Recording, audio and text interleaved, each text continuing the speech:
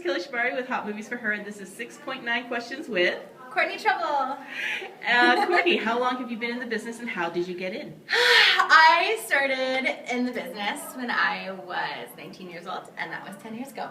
So I'm in my 11th year, and I started because I was a phone sex operator and doing a lot of other people's fantasies.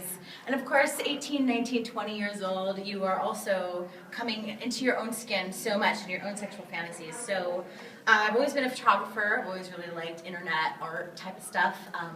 And so I just sort of launched a project where I got to sort of discuss and explore my own sexual identities sort of as a balance to other sex work that I was doing. And slowly, the side hustles kind of switched. And I did phone sex for 5 years, but it kind of just transferred into this beautiful business that I run, Trouble Films.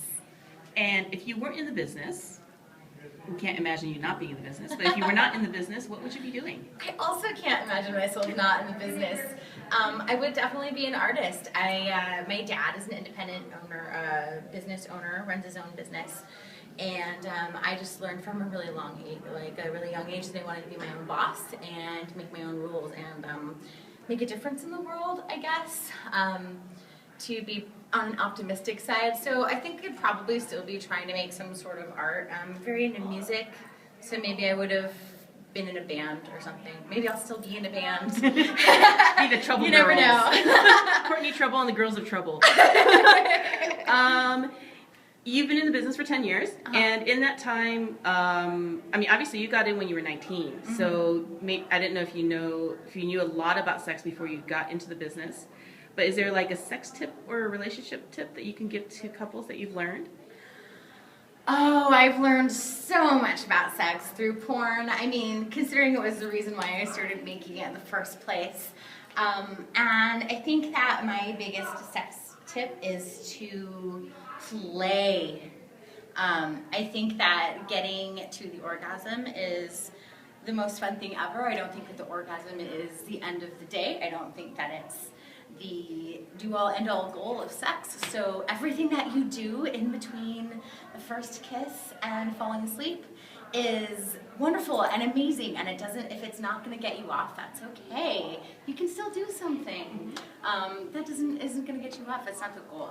And I've learned that through porn and probably just through growing up in my 20s and realizing that I liked to explore and experiment, and I've found a lot of great things that do get me off that I wouldn't have found if I wasn't being playful and explorative and open-minded. Like toys and things like that. Like feet. Oh, like feet. See, that's a really good tip, because it's like, you don't just use what you think is just stereotypical sex stuff. Exactly. Like penises and vaginas. Experiment with everything in the room. Experiment with every body part. You never know.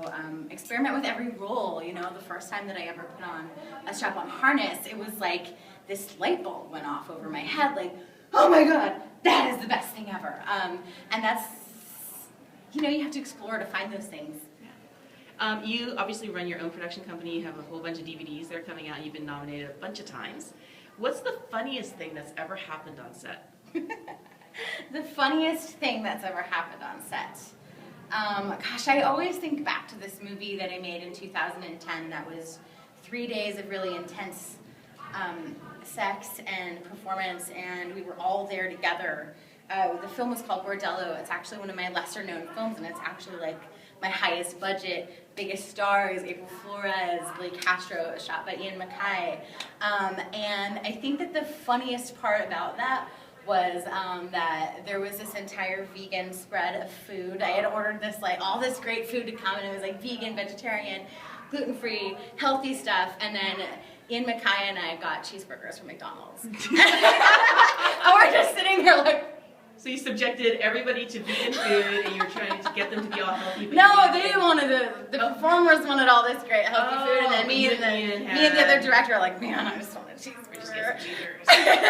Get a cheeseburger on, so we could be super voluptuous, as we know you to be. I just had sex. Oh, I know. It's not apparent. Yes, this is your post post-sex glow.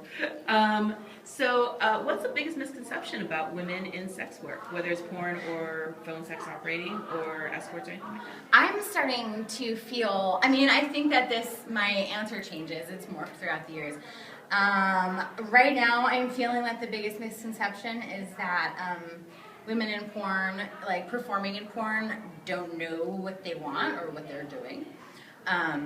And I feel that the misconception of porn stars and porn performers and sex workers is kind of just like blind leading the blind, sort of like dumb girls, just chasing a paycheck or whatever. I think it's one of the biggest misconceptions, and it's unfortunate because I think that sex work is a real deal. You got to have a lot of smarts and street smarts and intellect, and you have to have a lot of knowledge about your body.